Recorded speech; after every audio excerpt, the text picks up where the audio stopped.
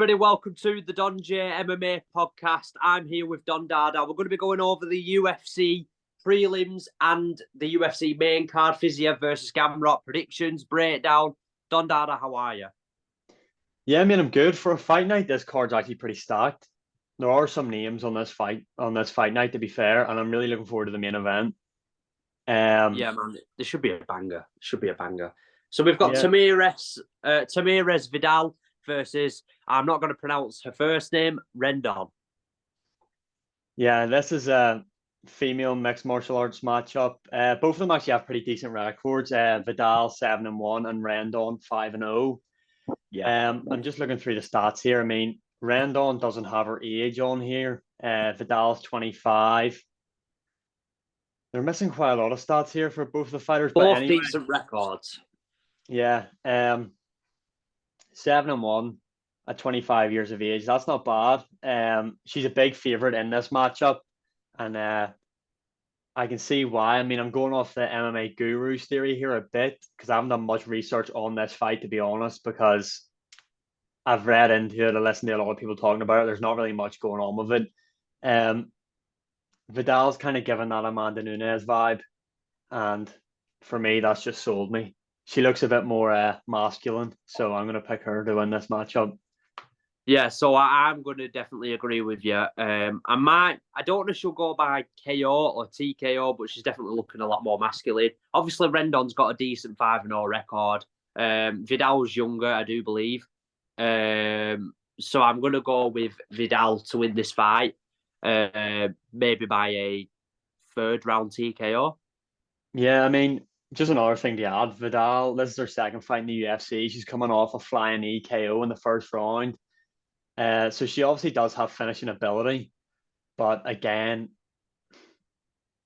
I'm just going to pick Vidal to win this. It's hard to kind of judge if a women's fight will get a finish or not. Majority of the time, they go over 2.5 rounds.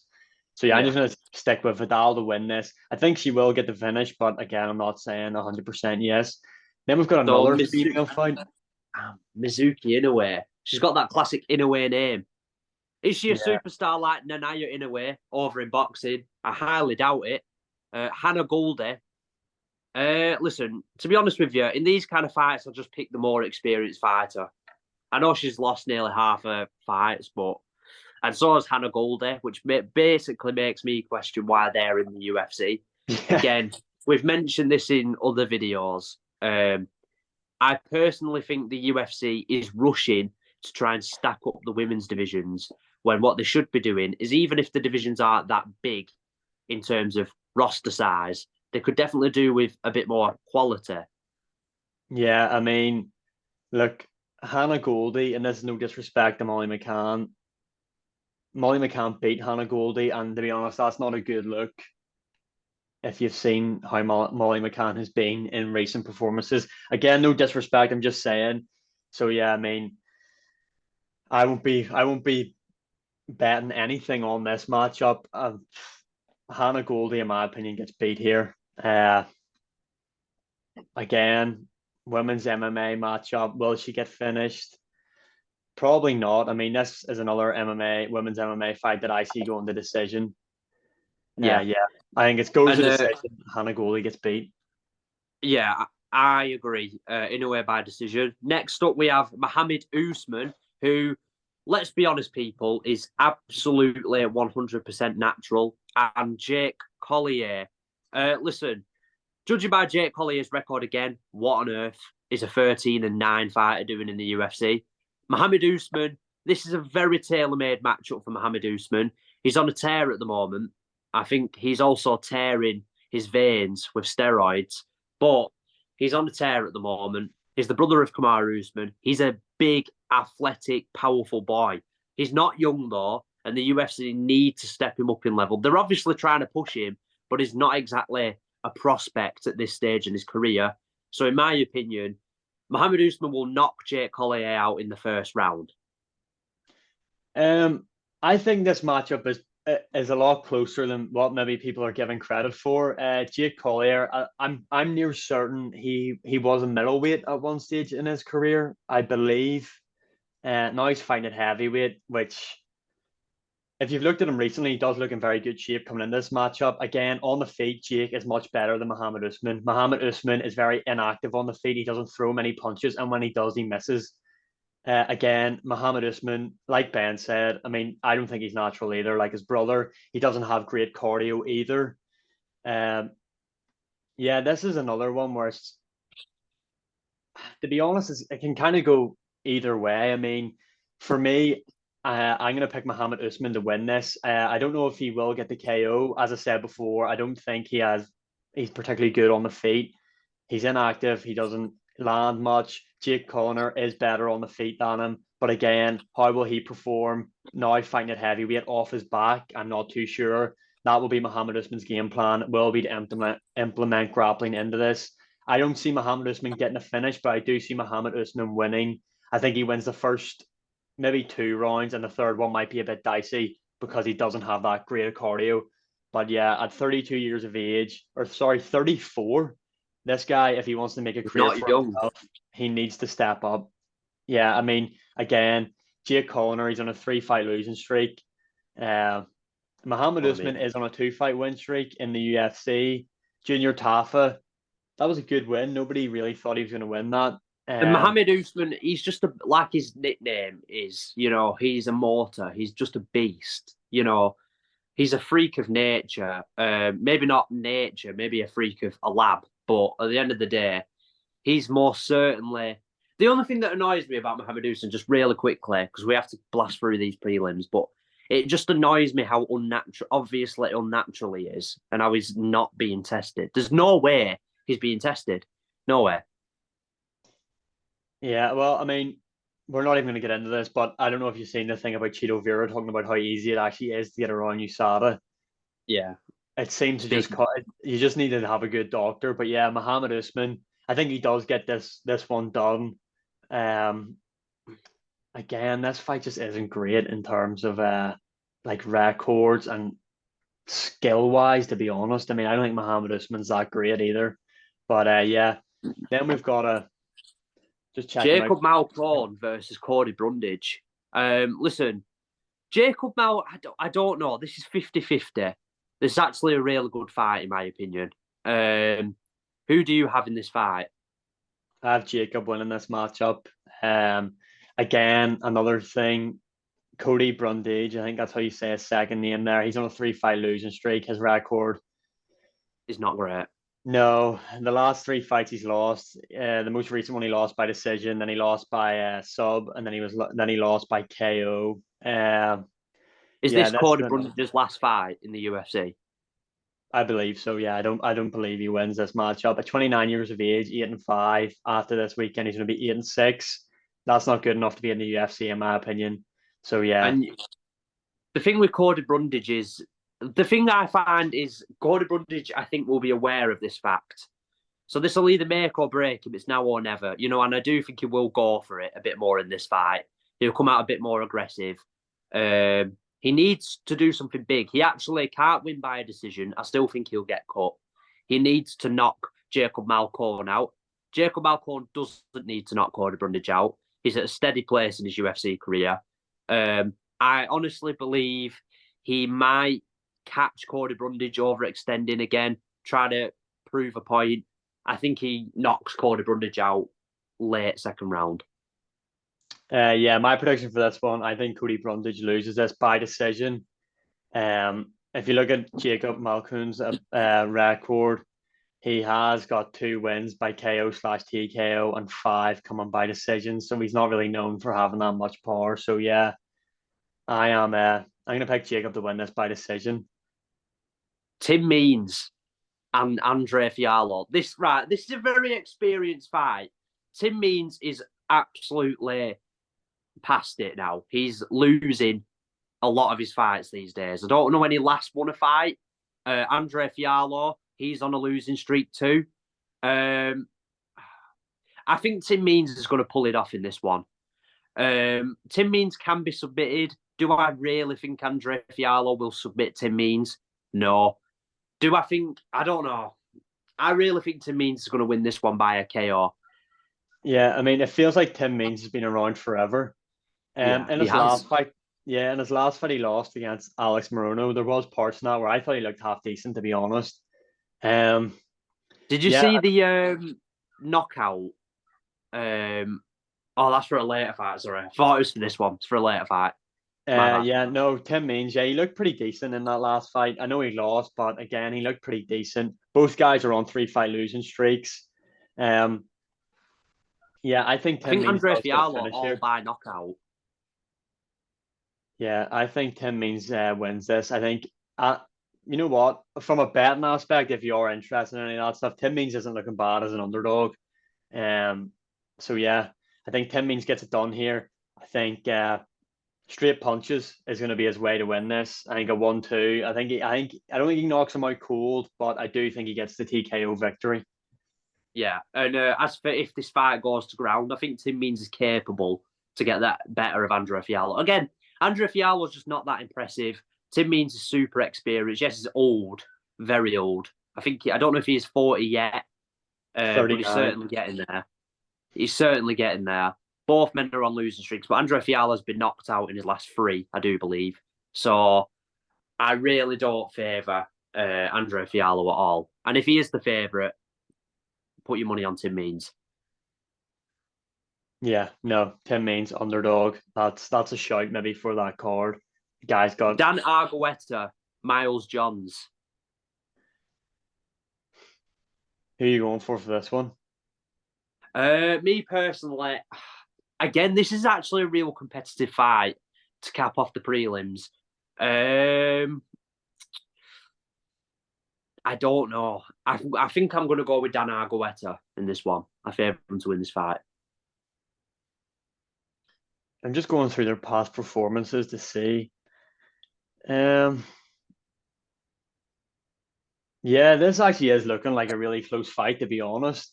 I mean, Daniel does have the reach advantage. I think he's walking in there with a 6-inch reach advantage, I believe, which again, that plays a big part in MMA, especially if you're confident enough on the feet.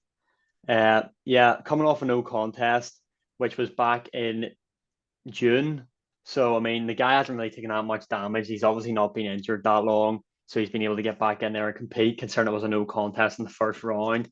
Yeah, I'm picking Daniel to win this one. Again, I don't know if he will win this by KO or finish, to be honest. I'm probably going to lean towards another decision since both fighters have been to a decision quite a lot in their career. But I'm going to pick Daniel to win this matchup by decision. Yeah, so I'm going to agree. I'm going to agree with you. Ricardo Ramos versus Charles Jourdain. In the main card now, right? Charles Jourdain, I massively respect because he's been quite active recently. He's fought Kron Gracie, who looked awful, by the way. That was one of the worst performances in UFC history. Charles Jourdain is a super, super composed fighter. Now, he's one of those fighters with a misleading record as well, I would say. I think he's very, very capable. But Ricardo Ramos, holy moly, that man has some serious spinning attacks. If you got, this is what I was going to mention earlier. If you guys have not seen his last fight with that spinning elbow knockout, I can't remember who it was over, but he sent him to the spirit realm, and then the Danny spirit realm sent Chavez was him who to he hell. knocked out. Yeah, Ricardo Ramos has insane knockout power and insane finishing ability. Um, who do you have in this fight, Don? I have Charles Jourdain winning this by Spartan kick, like we've seen him do in one of his other matchups. He's coming off a good win. Well, I mean, I say a good win. I mean, Kron Gracie, in my opinion, he shouldn't be in the UFC. I don't think he's UFC caliber. But I mean, if you look at his record, like you said, he lost to Nathaniel Wood. Fair enough. Would you even count him as a prospect anymore coming out of the UK? Nathaniel Wood. Yeah, I don't I know if don't. I don't think so. I don't know if he's ever. I don't see him being much. I think he's really well rounded, so I don't think that's a bad loss. The Shane Burgos loss again, that was close. That was a close fight. Yeah, Charles Jourdain's super capable. Yeah, I just think Charles Jourdain, in my opinion, he's fought the higher level of competition. To be honest, he's never been finished. He's He pretty does have quite durable. a lot Yeah. of finishes on his record, and I'm going to take him to win this fight by finish. To be honest, I think he gets the KO/TKO win here in the later stages of the second round. So my thing is, Ricardo Ramos is going to come out as we all know, spinning heel kicks, spinning elbows, heavy pressure. He's a lot lighter on his feet than Charles Jourdain, who can be a bit slow. He's a bit like, I don't know if you know, I don't know if you have it in Ireland, Lewis, but Poundland. He's a bit like a Poundland Chito Vera. I, if Charles doesn't settle early, Ricardo could pick him apart and catch him. But Charles, again, is very durable. Do I see a spinning elbow landing on him? I don't. Charles is a pretty good guard. So I agree with you. I'm going to go with Charles Jourdain I'm going to go decision win. Yeah. And this is actually a good matchup. The main card's actually decent for this, to be honest. Brian Battle, AJ Fletcher. Right, so the thing with Brian Battle and AJ Fletcher, Brian Battle did not take too kindly to one of my videos that I made where I said the caliber of the Ultimate Fighter fighters isn't good enough anymore. And he didn't take it too well. I mean, he took it better than I thought he would, but I don't think he was a fan of what I said in that video. So I better be careful unless Brian Battle decides to come and find me. So Brian Battle and AJ Fletcher, Don, who do you have? I've got Brian Battle winning this. The guy's got a crazy reach advantage in this matchup. If you look it up, Yeah, it's ridiculous. I mean, if this like AJ Fletcher, don't get me wrong, he's not a bad opponent. He's never been finished, and he does have a decent record at 10-2. But yeah, Brian Battle, in my opinion, with that reach advantage, I don't know if he will get the finish. I do think he does get the win here. I am confident he gets the win here. I think he either gets the win by KO/TKO, but I'm not 100% confident on that, as AJ Fletcher has never been finished. Yeah, I'm going to go for Brian Battle to win this by decision. I think that reach advantage is going to be a big problem for AJ Fletcher in this matchup. And if it goes to the ground, Brian Battle is pretty competent there with 4 submission wins from there. Same with AJ Fletcher, though. That guy's got 5 submission wins in his career. It's a very close fight, but yeah, that reach advantage really sticks out for me, and I think Brian Battle is going to win this.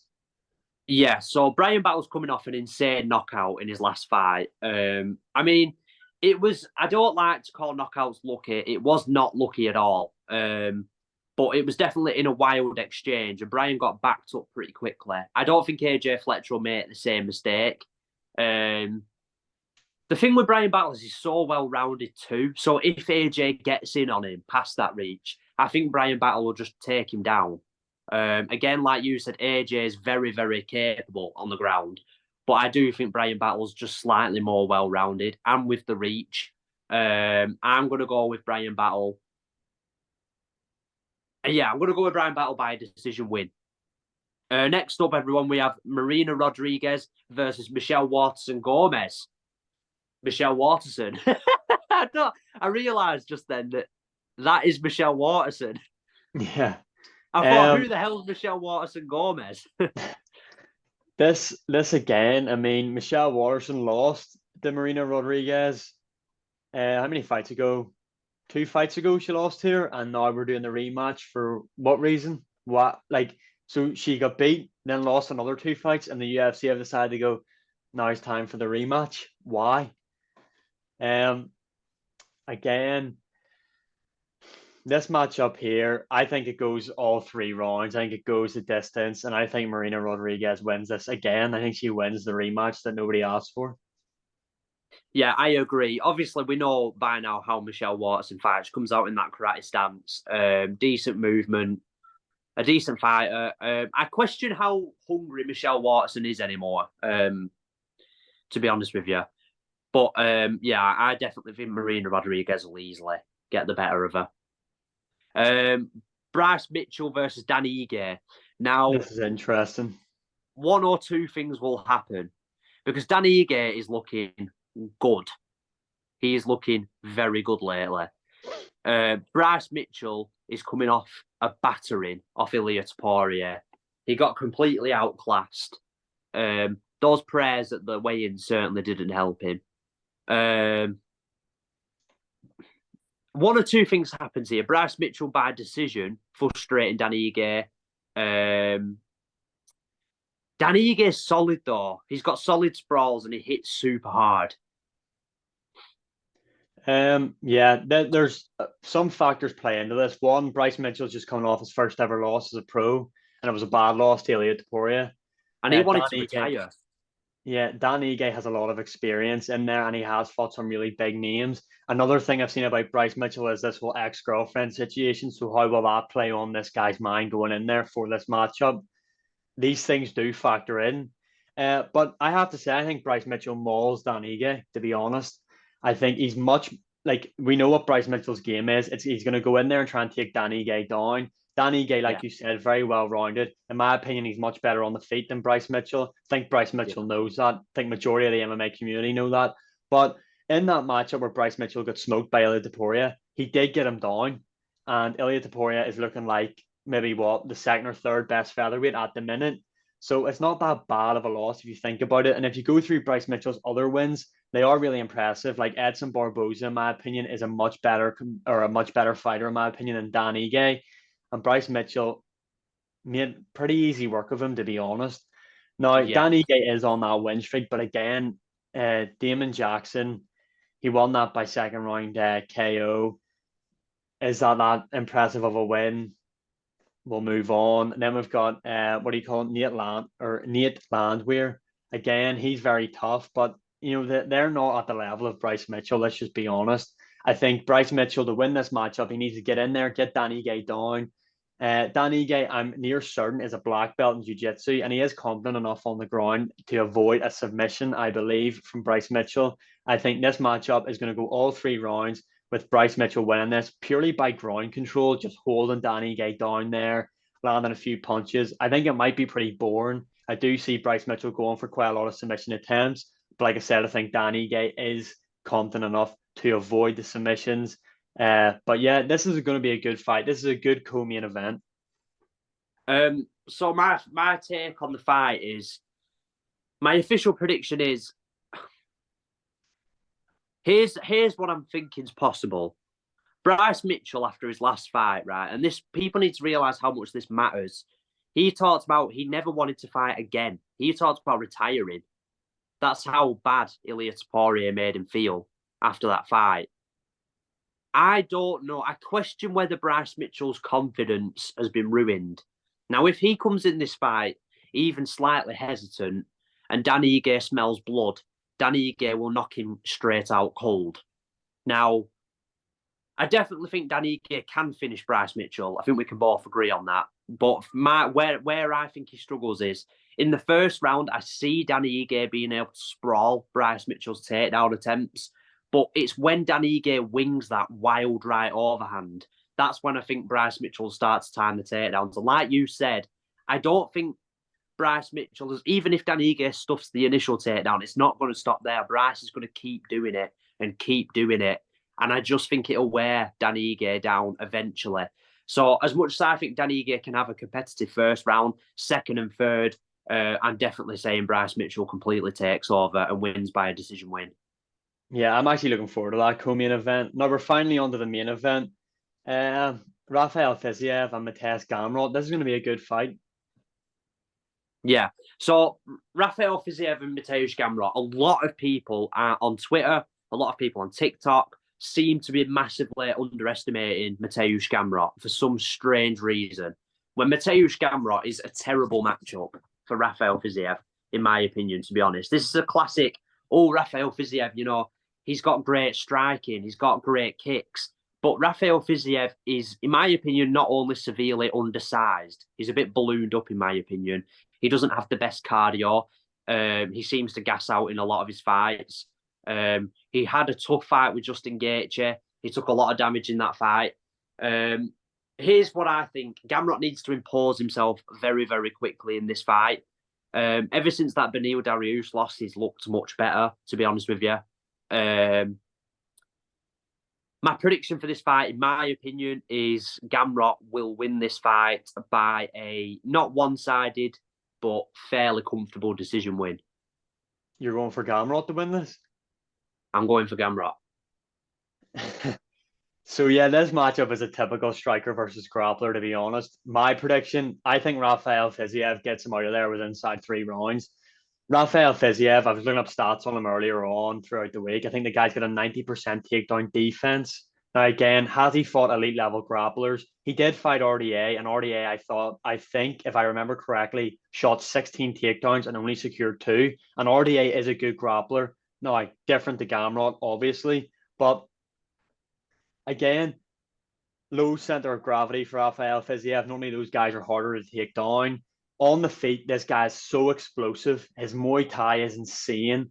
And another thing, the combinations that he throws. Again, if you're looking at who's fought harder competition, it's Rafael Fiziev. Mateus Gamrot arguably lost his last fight to Jalen Turner. We're not even going to get into that. But Rafael Fiziev, he looked good against Justin Gaethje. In my opinion, he lost that round. He won round one and then lost 2 and 3. That's not a bad outing against someone like Justin Gaethje, who's completely reinvented himself, as we've seen now. Another thing, Rafael Fiziev, yes, he does tend to slow down in the later rounds, but going through watching some tape on him, he knocked out RDA in the 5th round. So this guy carries power into the later stages of the fight. Mateus Gamrot, in my opinion, the biggest hole in his game is his stand-up, and Rafael Fiziev is amazing on the feet. I do think Rafael Fiziev will be able to stuff these takedowns and keep it standing. And I don't think this goes past the 3rd round. My prediction is Rafael Fiziev to KO Mateus Gamrot inside 3 rounds. It's tough, man, because so many times I fall into this trap of predicting strikers to beat wrestlers, especially in the lightweight division. And in my opinion, like you said, he's got a very, very good takedown defense. He's got a low center of gravity. But I really think Gamrot's got the drive and the chain wrestling to get past him. And like I said before, again, you don't predict Gamrot to get past the 3rd. I do. And I think especially from the 2nd round onwards, it depends. If Fiziev can take out Gamrot's lead leg and take out the drive in his takedowns, then Gamrot's in a lot of trouble. And we've seen Gamrot get very, very uncomfortable once the takedowns aren't coming. This was shown against Beneil Dariush, who absolutely sent that man to school, if we're being completely honest. Yeah. I think, again, Fiziev, like you said, he has knockout power through every round. But in my opinion, Gamrot will frustrate Fiziev, keep shooting in, keep a good amount of output on him. He's got quite quick blitzing combinations. So I just think Gamrot takes this fight by a decision win. Yeah, this is, again, I could see this going to Mateus Gamrot by just being too much for Rafael Fiziev on the mat.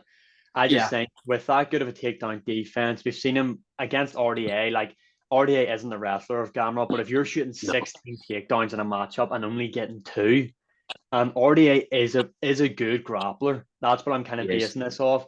And Mateus Gamrot, he does leave himself open on the feet a lot, and Fiziev is a sniper. And the combinations this guy throws, I mean, it's ridiculous. And he carries power. He's good leg kicks, good body kicks. He can mix up his striking very well. I think Mateus Gamrot will get him down. Definitely will secure takedowns in this. But again, and this is typical, every analyst or every MMA fan says this.